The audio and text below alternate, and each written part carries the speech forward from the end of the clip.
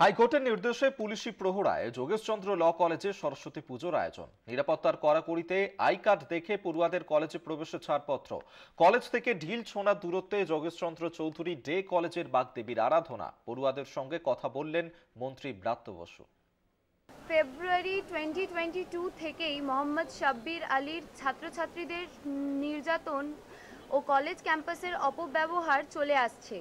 যখন তাকে পশ্চিমবঙ্গ রাজ্য উচ্চশিক্ষা পর্ষদ দ্বারা ডে কলেজের গভর্নিং বডির সদস্য হিসেবে মনোনীত করা হয়। কলেজে প্রতিনিয়ত বহিরাগতদের প্রবেশ, কখনো কখনো পড়ুয়াদের উদ্দেশ্যে উঠে আসে হুমকি, চলে মারধর। কলেজ অধ্যক্ষকে জানিয়েছিলেন পড়ুয়ারা। পড়ুয়াদের দাবি, তাঁদের অভিযোগকে গুরুত্ব দেননি প্রিন্সিপাল। এরপর হাইকোর্টের নির্দেশে পুলিশি নিরাপত্তায় যোগেশচন্দ্র ল কলেজ ও ডে কলেজে বাগদেবীর আরাধনার ব্যবস্থা করা হয়। একই সঙ্গে কিন্তু যোগেশচন্দ্র চৌধুরী কলেজের ডে সেকশনের যে পুজো, সেটি কলেজের থেকে ঢিল ছোড়া দূরত্বে সেই পুজো হচ্ছে একটি রাস্তার ওপরে। এবং স্বাভাবিকভাবে কিন্তু আজ সকালে যখন পুলিশ আধিকারিকরা পরিদর্শনে আসেন, তারা কলেজের ভেতরে যেভাবে যান, একই সঙ্গে কিন্তু কলেজের বাইরে থাকা যে পুজোটি সেটিও পরিদর্শন করেন। এমন পরিস্থিতি কাঙ্ক্ষিত নয়। নিরাপত্তা তো পুজো পর্যন্ত, এরপর কি হবে? বিপদের আগাম আঁচ করে প্রশ্ন পড়ুয়াদের। পুলিশ প্রোটেকশন থাকাকালীন ভেতরে এসে থ্রেট দিয়ে যাচ্ছে। আমরা সেফ ফিল করছি না আমাদের ক্যাম্পাসে। আমরা মেয়েরা কি করে বাড়ি ফিরবো? ডেথ থ্রেট, রেপ থ্রেট, সব রকম। আমাদের কলেজে কিভাবে প্রতিনিয়ত বহিরাগত ঢোকে এবং আমাদের অত্যাচার করে, আমরা এই রকম অবস্থা মানছি না, মানতে চাই না, কিছুতেই মানবো না।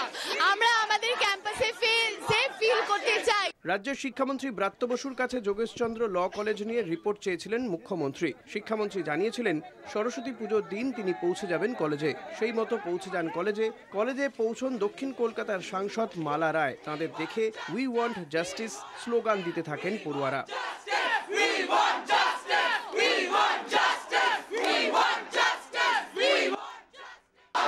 দাবি দেওয়া থাকে প্রিন্সিপালকে জানা, প্রিন্সিপালের সঙ্গে আমি বসে সলভ করব।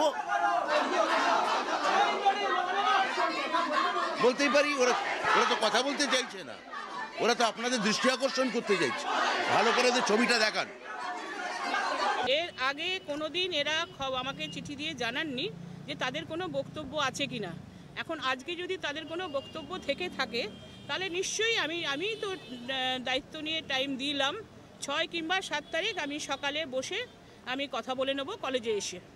এবং এই ধরনের সিচুয়েশন যাতে না ঘটে, তাই ওরা কোনো সংঘাতে যায়নি। একটা গ্রুপ, দিবা গ্রুপ, তারা কোনো সংঘাতে যেতে চায়নি। তারা চেয়েছে যে যাতে এই ধরনের কোনো মন্তব্য আগামী দিন কোর্টে প্রডিউস হোক এবং এই যে মিথ্যা একটা অভিযোগ, এটা যাতে না হয়, সেই জন্যই তারা আলাদা জায়গায় পুজো করতে বাধ্য হয়েছে। যার বিরুদ্ধে কলেজে বহিরাগতদের ঢোকানোর অভিযোগ উঠেছে, তিনি কি বলছেন এই বিষয়ে? আমি শুধু এটা মিডিয়া চ্যানেলকে বলবো, বাংলাকে শান্ত থাকতে দিন। বাংলা যেরকম ভাই ভাই, হিন্দু মুসলিম ভাই, একদম আমরা সেটা তো সবাই দেখতে পাচ্ছে কি শান্ত আছে না আছে। আমার নামে যে যা বলেছে, কোনো ভিডিও, কোনো ফুটো কিছু নেই, কোনো কিছুতে না। নিউজ চ্যানেল যেভাবে শুধু একটা পলিটিক্যাল পার্টির প্রপাগান্ডা নিয়ে করেছে, তার বিচার বাংলার মানুষ করবে, আপামর জনতা করবে। ল কলেজের পুজো ভেতরে আয়োজন করা হলেও কলেজ থেকে অদূরে ফুটপাতের উপর আয়োজন করা হয়েছে কলেজের ডে সেকশনের বাগদেবীর আরাধনা। আমার স্টেটমেন্ট হচ্ছে এখানে যে মহামান্য হাইকোর্টের নির্দেশে একটা পুলিশি অ্যারেঞ্জমেন্ট করা হয়েছে যাতে এখানে সুষ্ঠুভাবে পুজো হয়। আমি সেটা দেখার জন্য সুপারভিশনে এসেছি। এই বছর পুরনো ভবন থেকে নতুন ভবনে যাওয়ার রাস্তায় এমনভাবে একটি প্যান্ডেল বানানো হয় যাতে ল কলেজের পড়ুয়ারা ক্লাসে যেতে পারছেন না বলে অভিযোগ ওঠে। থানায় অভিযোগ দায়ের হয়, মামলা যায় কলকাতা হাইকোর্টে। উচ্চ আদালতের নির্দেশে পুলিশি নজরদারিতে শুরু হয় পুজো। প্রতি বছর আলাদাভাবেই যোগেশচন্দ্র ল কলেজে ও ডে সেকশনের পুজোর আয়োজন করা হলেও এমন অপ্রীতিকর পরিস্থিতি আগে কখনো হয়নি, বলছেন পড়ুয়ারাই। যে যদি কোনো সমস্যা থাকে সেটি অবশ্যই নিরসন করা হবে। মালারা যেভাবে জানিয়েছেন যে তিনি আগামী 6 বা 7 ফেব্রুয়ারি পড়ুয়াদের ডাকবেন এবং তাদের সঙ্গে কথা বলবেন। তিনি জানতেন না যে এরকম সমস্যা হচ্ছে এবং স্বাভাবিকভাবে তাদের সঙ্গে কথা বলে সমস্যা সমাধানের চেষ্টা করবেন। তবে সরস্বতী পুজো, বিশেষ করে বাংলার সরস্বতী পুজোয় এরকম ধরনের ছবি এই প্রথম, যেখানে ব্যাপক পুলিশি নিরাপত্তা এবং একজন জয়েন্ট কমিশনার, পুলিশ কমিশনারের নেতৃত্বে ব্যাপক পুলিশ বাহিনী দিয়ে সরস্বতী পুজো সম্পন্ন হলো। ক্যামেরায় মৃন্ময়ের সঙ্গে শুভঙ্কর, কলকাতা টিভি।